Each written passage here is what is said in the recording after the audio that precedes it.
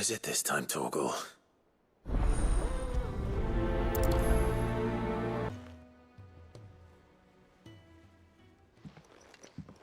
Pining for something, boy? What is it? What do you see out there?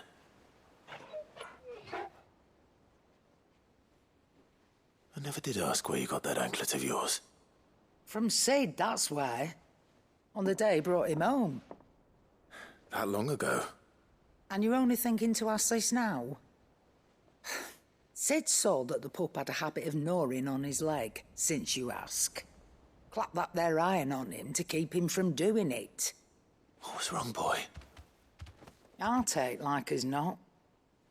Must have been hard on the poor whelp losing his loving masters at such a young age. Doubly hard in being a frost wolf, torn away from his icons and all. Sid would always tell him, you want that iron gone, you find what it is you're looking for. I reckon what he were looking for was you.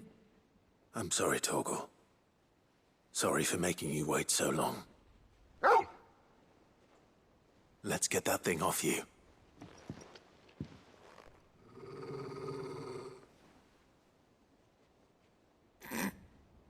Doesn't sound like he wants it off. Indeed. You miss Sid as much as the rest of us, don't you?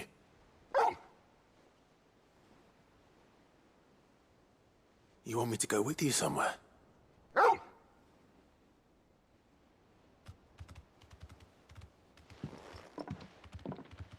Quick, aren't you? Glad you've been paying attention. Not nearly as much as you have, Lady Karen. Aye, good thing and all. It's not like Gav would have kept him in nuts and rubbed his belly these past 10 summers. Your kindness is appreciated. You've been a good friend to him. Only because he doesn't talk back like the rest of you. Go on now.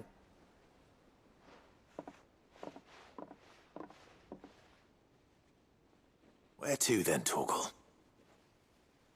All right, Torgal. Where are you taking me? I'm going to need a little bit more than that, boy. Do you have a better hint for me? Unless... you've already given me one. Back on the rear deck, you were looking west, toward Rosaria.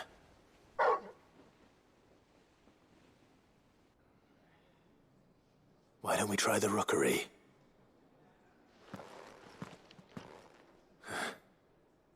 I haven't been to the island in almost 20 years. To Port Isolde, then. Fingers crossed the old mooring is still there.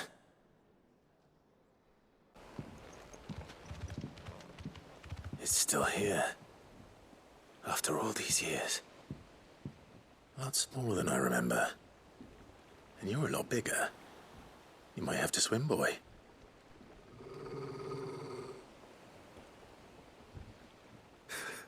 I wasn't being serious. You two go on without us. We'll be waiting here. Thank you. We won't be long. All right. Hop in, boy.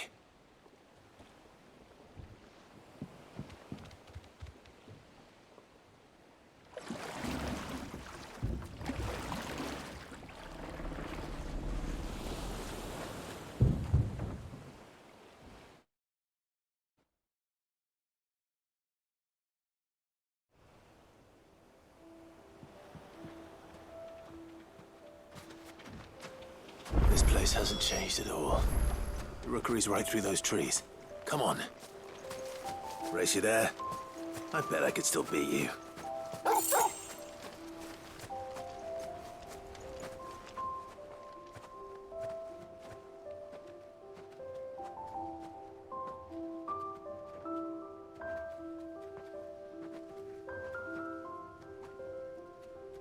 Here we are. This was our hideaway. Wasn't it, Torgal?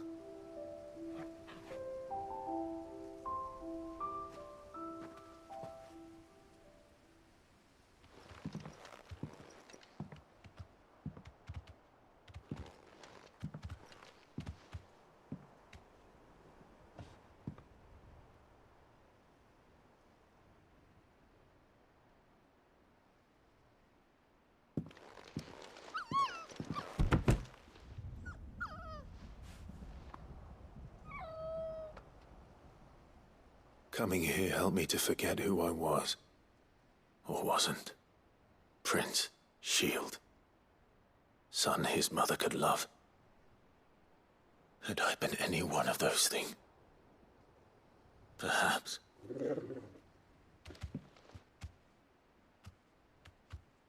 What is it, boy?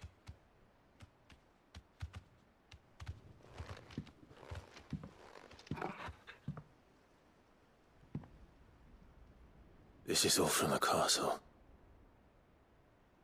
And Phoenix Gate. Did you bring these here?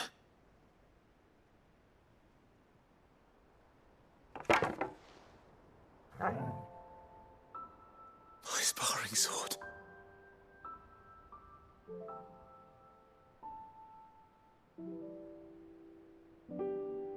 Well.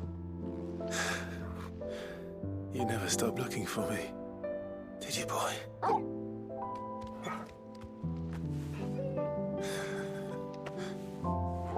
Thank you, Torgal, for never giving up, for never forgetting.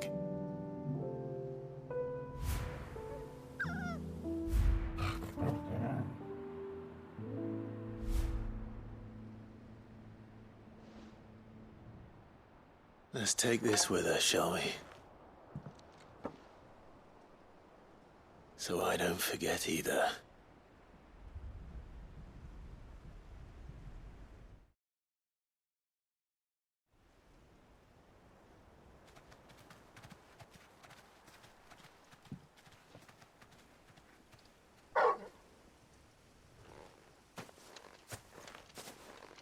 That's not the way back to the boat, Torgal.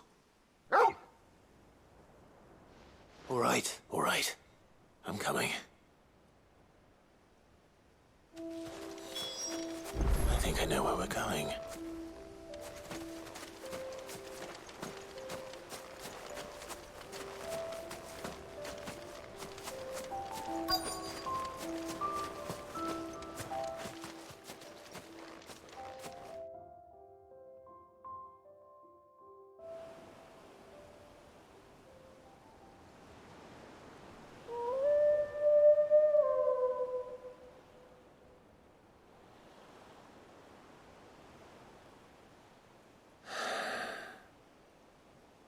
People always talk about the importance of putting the past behind you.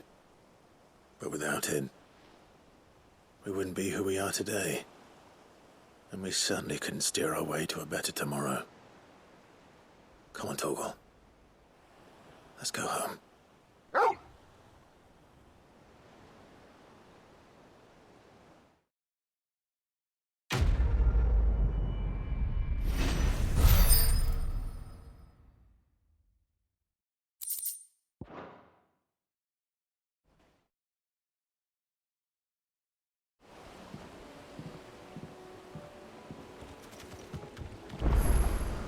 Sorry for the wait. We're ready. It's usually me making demands of Harpocrates. I wonder what this is about. Lawsman Harpocrates. I received your note. Ah, yes. I expect you're wondering what this is all about. You spoke of making amends with Dion. But I can't imagine what for. Then I should begin by telling you that I was once his tutor. This was some years ago, of course, before I joined Sid in his hideaway. At that time, I was counted among the foremost scholars of Oriflamme, and was accordingly invited to the palace to supervise the young prince's education, all to ensure that the future emperor had a firm grounding in, well, everything an emperor should. History, religion, commerce, government. Alas, our time together was cut short when Dion left to join the Dragoons, his studies no longer being deemed necessary. I had not expected to meet with him again, least of all here. Have you spoken with him? No, I have yet to find the right moment. His Highness always seems so preoccupied, especially when alone. I would not wish to disturb his ruminations with idle words of greeting. Not when I know he dwells upon the evil Ultima had him commit in the Dominion. The guilt weighs heavily on him, I know. But as you say, that was Ultima's doing. Surely you can't blame yourself. When I first met him, it was not guilt, but his people's expectations that weighed heavily upon him. And I did nothing to ease that burden. He bore it alone, until the day he could not bear it any longer. It is one of my greatest regrets that I only ever offered him my wisdom, when what he truly needed was friendship.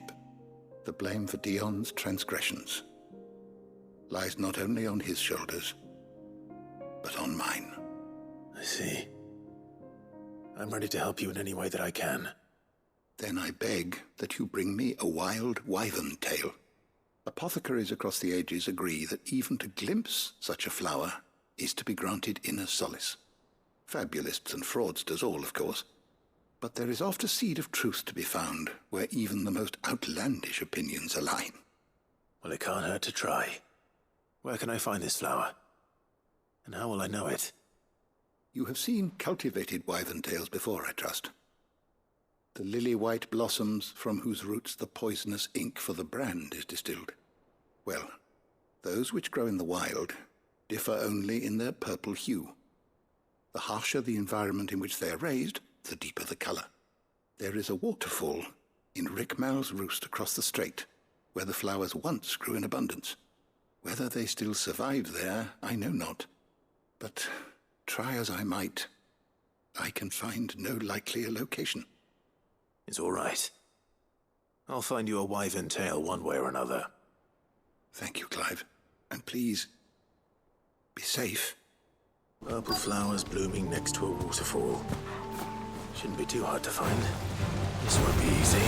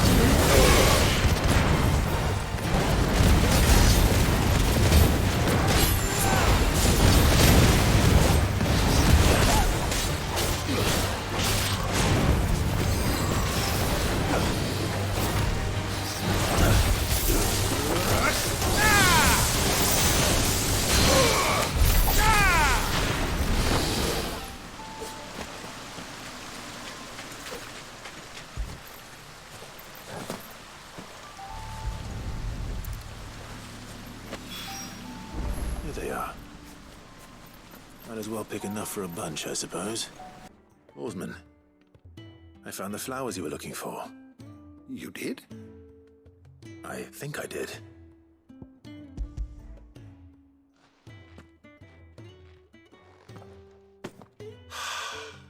You did indeed. My dear boy, thank you. You wanted to make Dion a gift of one, did you not? Shall I invite him to join us? Oh, I don't... It's no trouble. I'll go and fetch him. Your Highness, would you do me the honor of accompanying me? Now. It is time, then. No. Only to the shelves. Our lawsman has something he'd like to give you.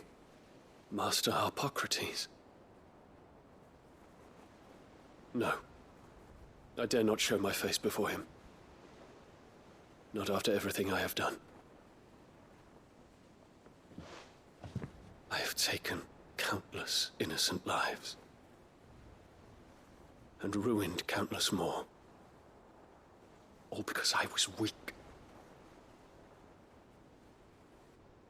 I have sworn to atone for my crimes or die in the attempt. But were I to meet with him again, and see in his eyes what I have become, I fear that my resolve might falter. Then that is all the more reason to do it. Test your resolve. Prove to yourself, and to him, how strong it truly is.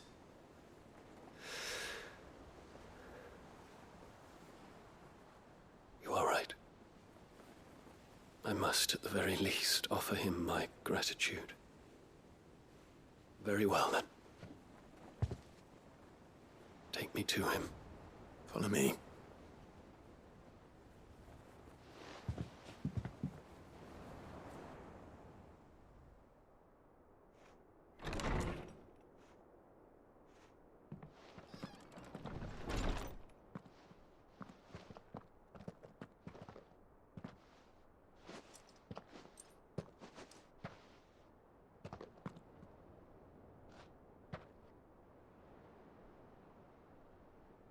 Even now, I hesitate to approach him.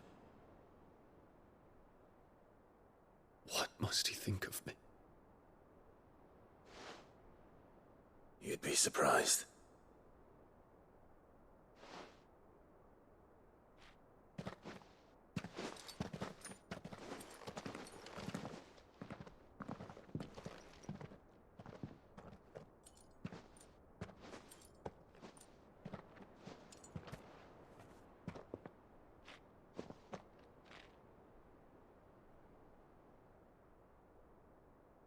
Master Harpocrates, pray, accept my apologies for leaving your tutelage before my studies were complete. Your lessons opened my mind to a world quite unlike the one I had imagined from within the gilded confines of the palace. And I shall be forever grateful for the efforts you made to enlighten me. Lift up your head, Your Highness. The deeds of youth require no apology. That you took the time to visit me says much about the man you have become. Now, there is something I would like to show you.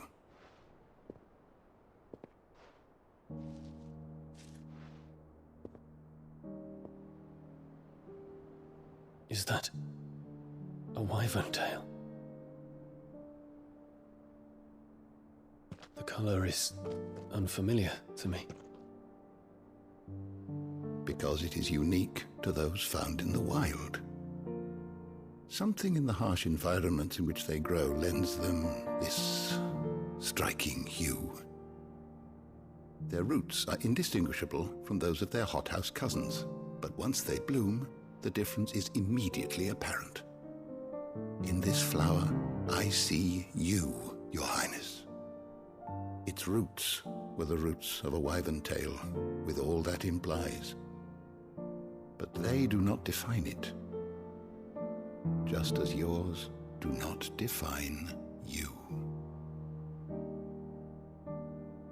I want you to have it, that it might remind you of this truth.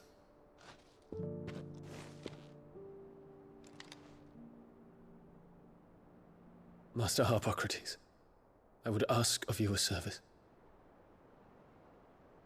Keep your gift until I have fulfilled my duty to the realm, for only then shall I be deserving of it.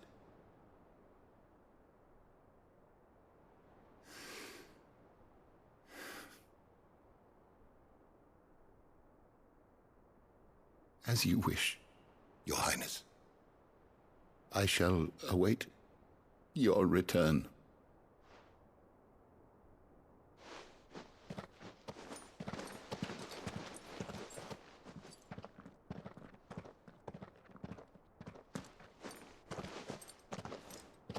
Our roots do not define us. No wonder my stepmother didn't like him. For reuniting me with memories I had thought long lost.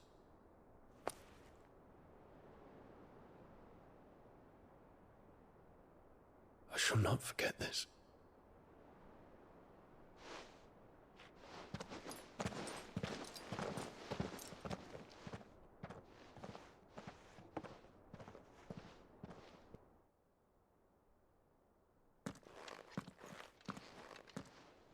Thank you, Clive. Were it not for you, I fear I might never have found the right moment to speak with him. Not to mention the wyvern tales. I shall plant their seeds, that I might not disappoint His Highness upon his return. I hope the soil in the hideaway is to their liking. Why, these flowers bloomed in the bleak, black wastes of Waloed. I'm sure Nigel's yard will suit them to a T.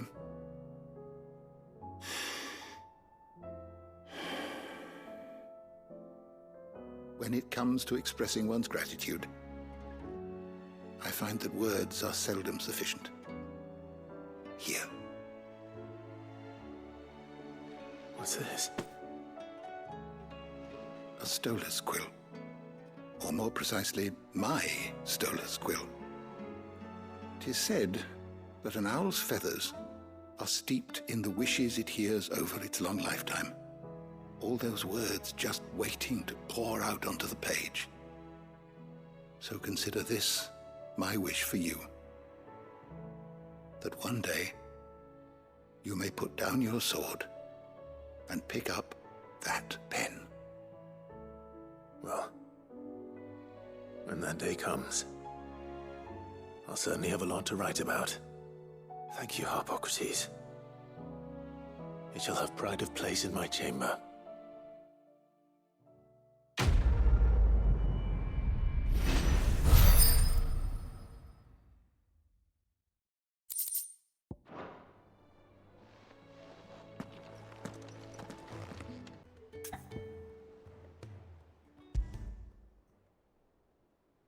Something tells me this is no mere adventure story.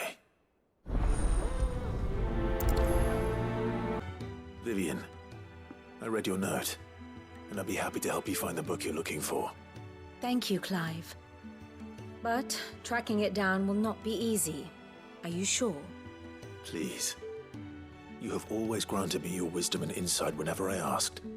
It's only right that I return the favor. Or at least attempt to. You are too kind.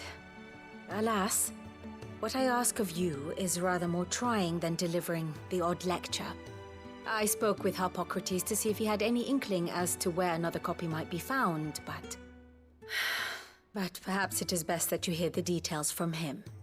If you say so.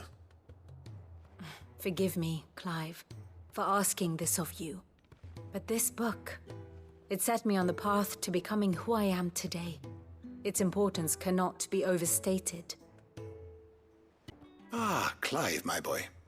What a pleasure it is to see you.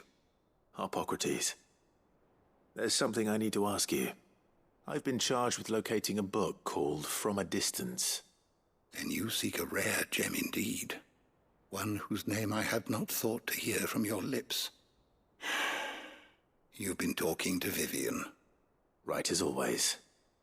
But she didn't seem keen to tell me very much. I take it she didn't like what you had to say.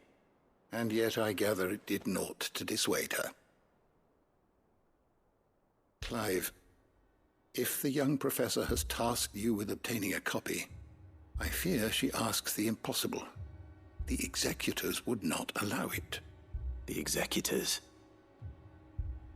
Coveters of Secrets, a clandestine organization committed to the collection and intenebration of forbidden texts and technologies. One such text being the tome Vivian seeks, chronicling as it does the true history of the enslavement of bearers, a tale which could overturn the established order were it ever to become widely known. Or, so rumor has it. I've never actually read the thing, or even set eyes on it for that matter. How is it that I haven't heard of this organization?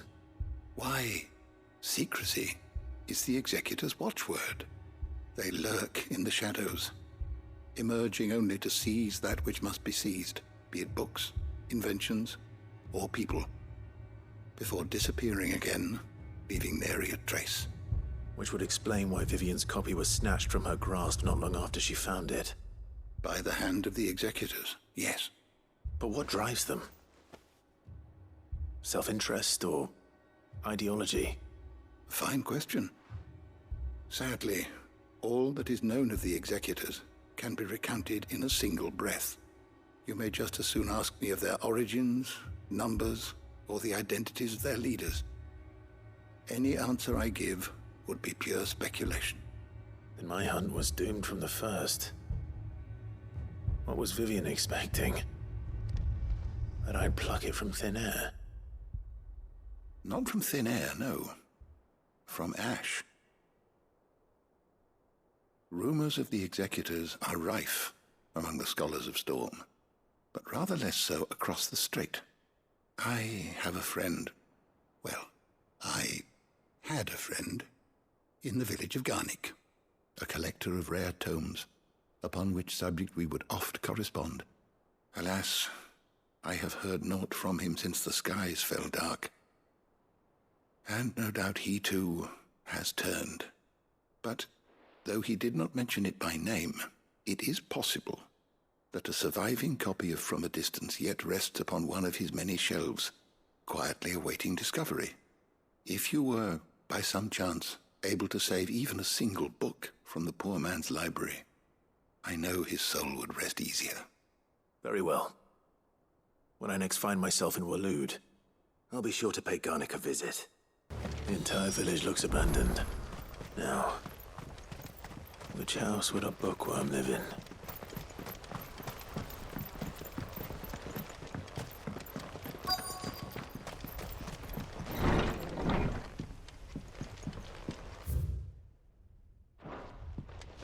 This is a Royal Army logbook.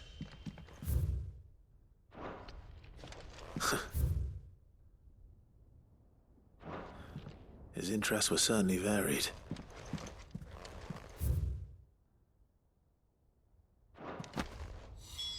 This is it. But if what it says is true, I need to get this back to the hideaway.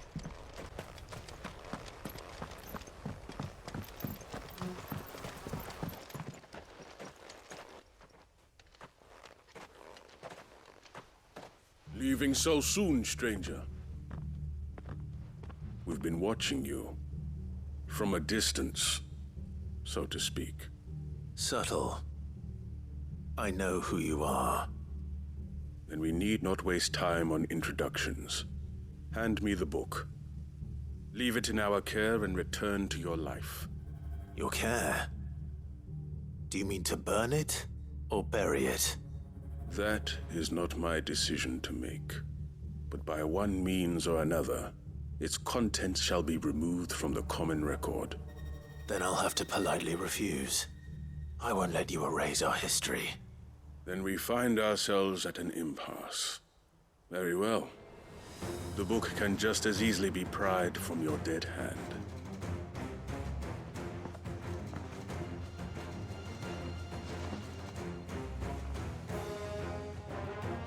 Let's see, shall we?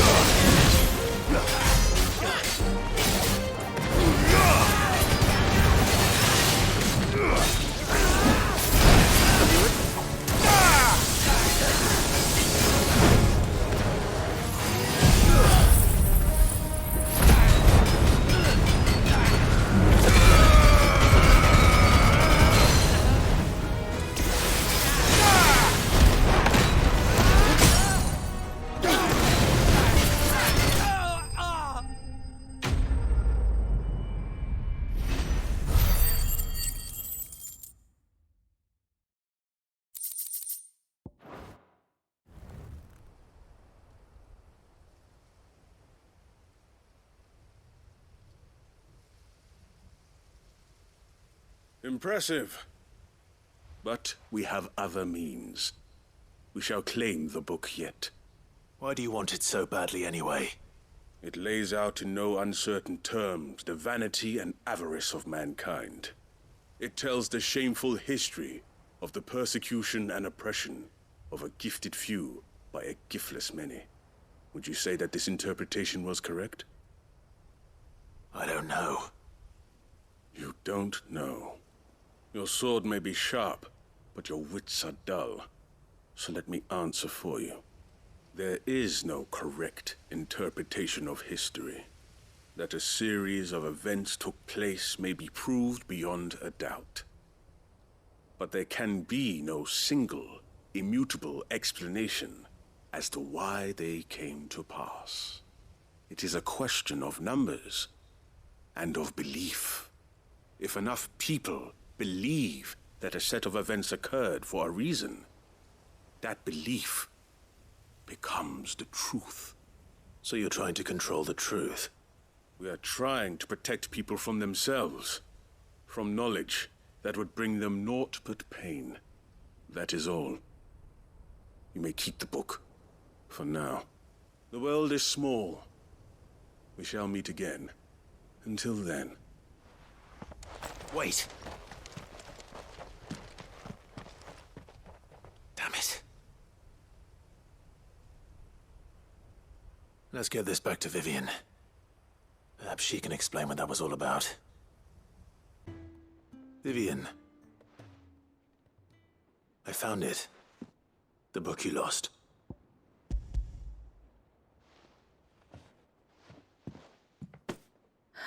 You found it. Thank you, Clive. Even though I asked this of you, I was not entirely sure it would be possible. I feared the executors had seized every copy.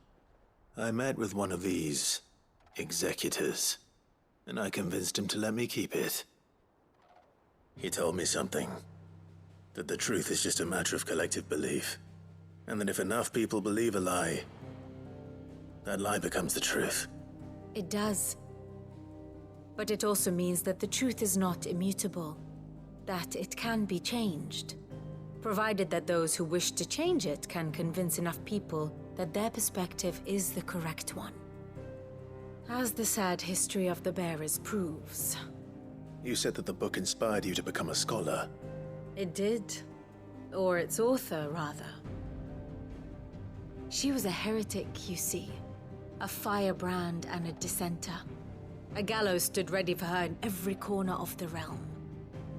And by shunning society, or perhaps being shunned by it, she stumbled upon a truth so potent that an entire realm trembled at the prospect of its utterance. I, too, have always felt somehow set apart from the world of men. A stranger to my own species. She taught me that my solitude was not a curse, but a gift. And that, though my journey to the truth might be a lonely one, what I found at my destination would be more than worth the cost. Do you still feel that way? That you're not one of us? Honestly, I'm not entirely sure anymore. Since coming to the hideaway, I find my thinking somewhat clouded. Perhaps the result of studying mankind from a rather closer perspective than I had intended. But the more I study, the more I find value in this perspective. In looking not from the outside, but from within. So if you'll permit me, I'd like to continue my work here. Remember, Clive, when enough people believe, belief begets truth. Give the men and women of this benighted world the gift of truth. Make them believe in you, as I do. I'll try, Vivian. I'll try.